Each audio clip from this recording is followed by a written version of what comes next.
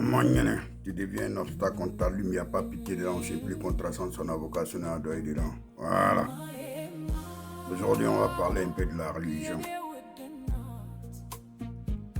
Des gens qui ne font que s'inventer tous les jours.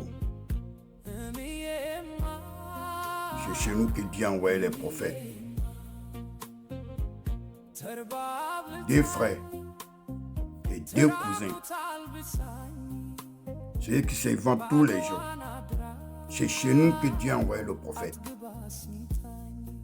Et quand je vois certains musulmans, certains frères africains, en train de mener ce combat-là, nuit et jour, un combat d'Ismaël et Isaac, qui sont des frères, qui ne nous concernent pas. Je ne sais pas ce que ça apporte, ce combat-là, je ne sais pas ce que ça apporte à l'Afrique.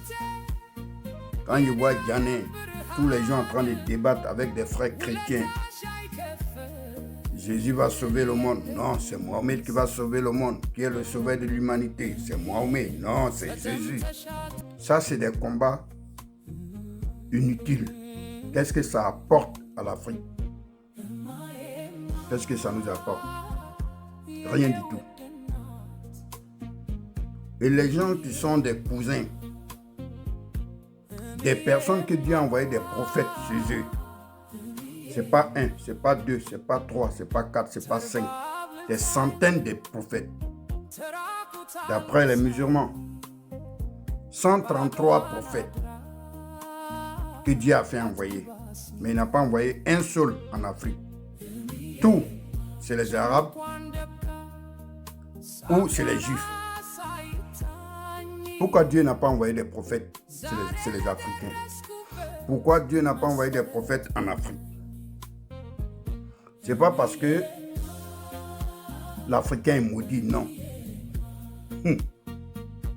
C'est pas parce que l'Africain a été oublié par Dieu, non.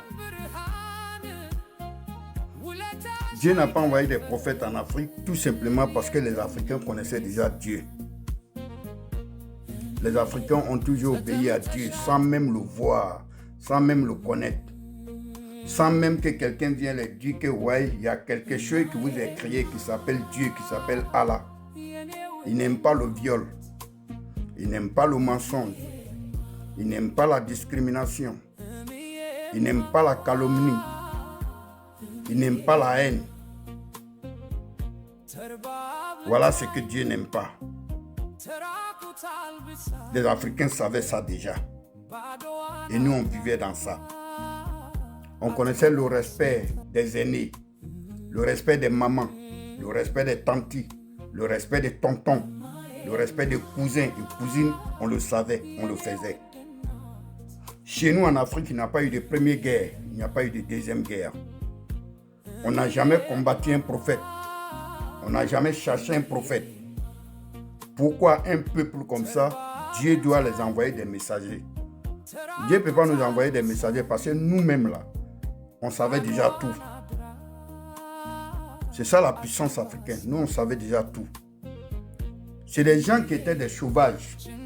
Des gens qui passaient longueur de la journée à se battre entre eux, à s'entretuer entre eux, à prendre les femmes de leurs frères, à se détruire, à se violer. C'est ceux-là que Dieu a envoyé des prophètes. Voilà pourquoi Dieu a envoyé des prophètes chez les Arabes. C'est parce que c'est des gens qui étaient des mécréants, qui étaient des hypocrites, des méchants. Dieu a envoyé plusieurs prophètes chez vous, mais malgré ça, vous n'ont pas changé. Ils sont toujours restés les mêmes. Malgré tous les prophètes que Dieu vous a envoyés là, vous avez fabriqué quoi? Vous avez inventé quoi? Vous avez créé quoi? Rien du tout. Les gens que Dieu n'a pas envoyé prophètes chez eux, c'est eux qui partent construire chez vous. C'est eux qui ont des Lamborghini, les Range Rover, les avions, les jets privés, les yachts. C'est eux qui l'ont fabriqué. Et vous venez vous acheter. Malgré que Dieu a envoyé des prophètes chez vous là, qu'est-ce qui a changé chez vous? Rien du tout. Tout ce que vous savez faire, c'est toujours la haine, la méchanceté contre les autres. traiter les autres comme esclaves, traiter les autres comme moins que rien, malgré tous ces prophètes que Dieu vous a envoyés. Ça veut dire que vos sauvageries là, ça ne va jamais sécher, ça ne va jamais finir. Donc moi, en tant qu'Africain, je suis fier de moi, je suis fier de ma racine, je suis fier de mon origine. Je suis musulman, 100%. Être chrétien hier, aujourd'hui devenu musulman. Et il y a une sourate dans le Coran qui dit Wal-Hasr, Inna lisana la fi kusr, ala lizina hamanu wa aminu, soliyatun wa tawasaw bil akir, soliyatun wa tawasaw bil sabr. Quand je me réfère à cette sourate-là, seulement ça me suffit. Ok? Donc vous, que Dieu vous ait donné des prophètes, vous les Arabes, vous les Juifs, vous avez eu des prophètes, vous avez tué vos prophètes, vous avez eu des prophètes, vous avez combattu vos prophètes, vous avez eu des prophètes, vous avez tout fait sur vos prophètes. Jusqu'à aujourd'hui, là, dites-nous, les prophètes, les multiples prophètes que Dieu vous a envoyés là, ça vous a servi à quoi? Jusqu'à aujourd'hui, rien. La guerre entre vous.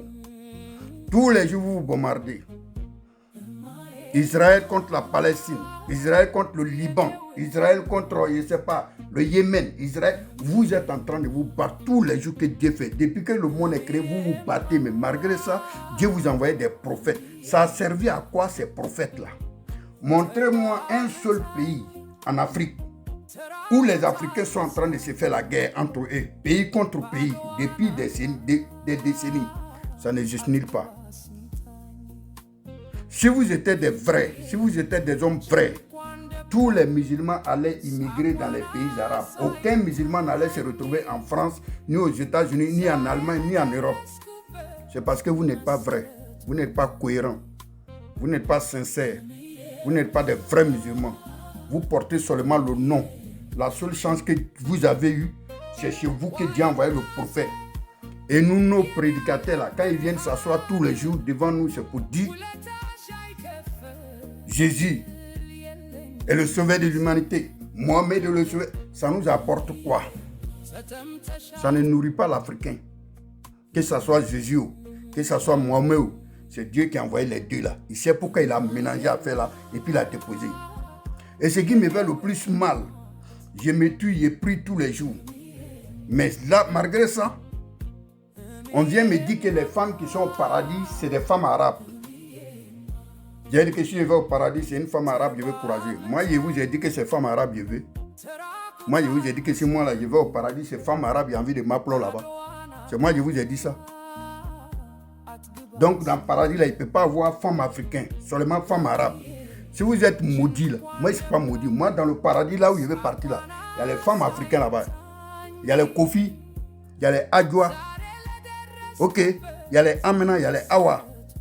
Il y a les Kouloubali, il y a les Fanta, il y a les Touré, il y a les Sissé. Ils sont là-bas. Il y a des Savadogo, il y a des Diop, il y a des Nyang, ils sont là-bas.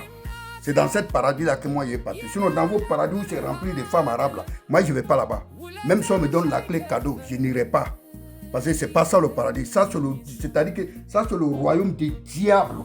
C'est là-bas les femmes arabes sont. J'en ai fini. J'ai commencé sur vous comme ça, je ne vais jamais arrêter. On est dedans. Au suivant.